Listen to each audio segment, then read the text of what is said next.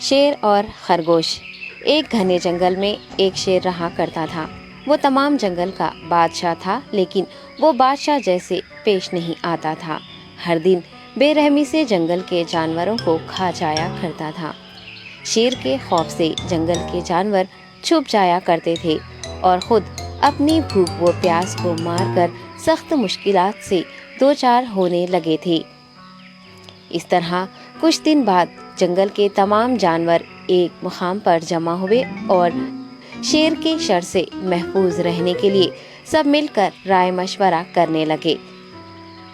سب نے اپنی اپنی بات رکھی اور آخر میں ایک گیدڑ نے کہا، میرا خیال ہے کہ ہم روز شیر کے ہاتھوں مرنے کے بجائے ہم خود ایک بار شیر کے پاس چلے جائیں۔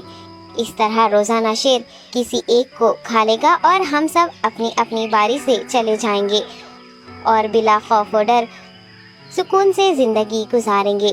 گیدڑ کے مشورے پہ تمام جانور رضامند ہو گئے۔ ایک بندر نے کہا، ٹھیک ہے، تمہاری بات بالکل درست ہے۔ موت کا خوف کرنے کے بجائے اپنی باری آنے تک ہم اطمینان و سکون کی زندگی گزار سکیں گے۔ جانوروں کی بات چیت مکمل ہونے کے بعد خود گیدڑ نے شیر کے پاس جا کر یہ ساری بات بتائی۔ گیدڑ کی باتیں سننے کے بعد شیر نے کہا، میں بادشاہ ہوں، اس لیے تم سب کی بات مان رہا ہوں، لیکن ایک بات غور سے سن لو۔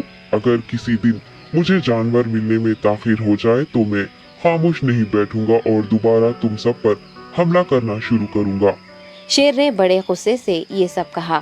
شیر کی باتیں سن کر گیدڑ نے سر ہلاتے ہوئے حامی بھر دی اور وہاں سے چلا گیا۔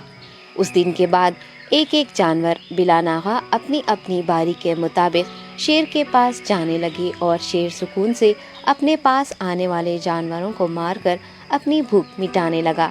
یہ معاملہ ایسے ہی چل رہا تھا اور ایک دن شیر کے پاس جانے کی باری ایک خرگوش کی آئی۔ وہ خرگوش بہت ہی ہوشیار تھا۔ اسے شیر کے پاس جانا منظور نہیں تھا اور اس نے اپنے ساتھی جانوروں کو بے رحمی سے مارنے والے شیر کو سبق سکھانے کی ٹھان لی اور ایک اچھی تدبیر نکال کر آہستہ آہستہ شیر کی گفا کے پاس پہنچ گیا۔ تاخیر ہو جانے سے شیر کافی غصے میں تھا اور خرگوش کو دیکھ کر غصے سے کہنے لگا، میں نے تم سب کو پہلے ہی کہہ دیا تھا، دیر ہو جائے تو میں خاموش نہیں بیٹھوں گا۔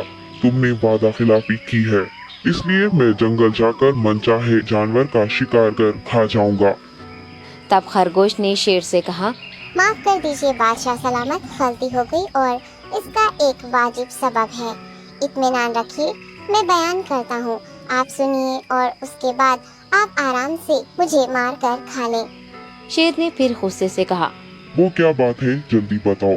خرگوش نے کہا، بادشاہ سلامت، میں آپ کے پاس آ رہا تھا اور راستے میں مجھے ایک شیر مل گیا اور مجھے مارنے کے لیے آگے بڑھنے لگا۔ میں نے آپ کی بہادری کی بات اس شیر کے سامنے رکھی، لیکن وہ شیر آپ کے بارے میں بہت برا بھلا کہنے لگا۔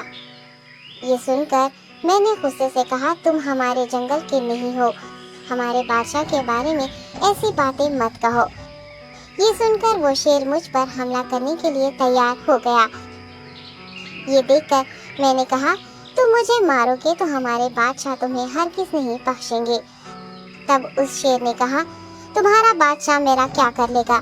میں نے کئی ہاتھیوں کو اپنے پنجے سے مار گرایا ہے، تمہارا بادشاہ ہو یا کوئی اور ہو، میرے ہاتھوں بچ نہیں سکتا اور میرے سامنے کوئی ٹک نہیں سکتا، میں اسے ختم کروں گا۔